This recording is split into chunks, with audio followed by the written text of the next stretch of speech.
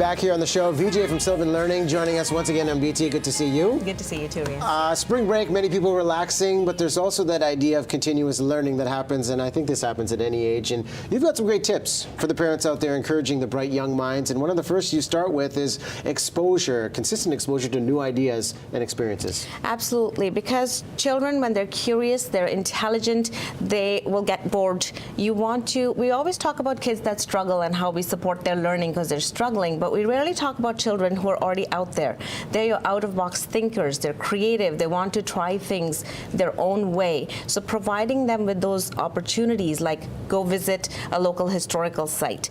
It doesn't have to be expensive. You don't have to tour around Europe to provide them with new experiences. They can be done locally as long as you are involved with your children and afford them that opportunity to learn something new every day and look at it through a fresh pair of eyes. And that's great. And one of the key things I think you just said that they were speaking about the curiosity, but letting them choose too, and it's not just the parents dictating the path for the kids. Absolutely, because as adults, we're so controlling of which direction they're going to go into, and that'll happen culturally. That's significant in a lot of cultures where the parents decide, okay, this is the path you're going to follow. Providing them with the opportunities to explore their own talents. That could be in music, in vocal arts, in drama, or it could just be in, I'm just interested in going out and exploring this park. Then so be it, then that's what you do.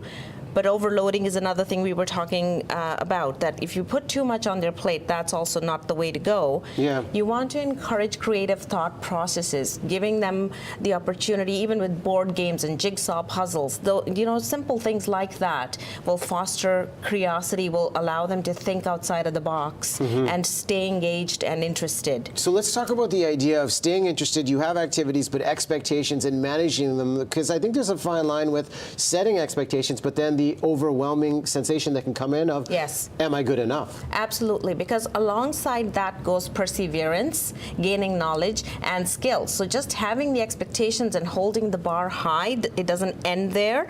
Here as well, the adults need to take charge and teach their children, if this is our goal, how do we go about attaining it and achieving it? Not giving up when the going gets tough, for instance, and leading by example. You can't be doing something else and saying something else. That's going to, more so than anything, confuse your creative kids. Like, but mom and dad, you're not doing that. Yeah.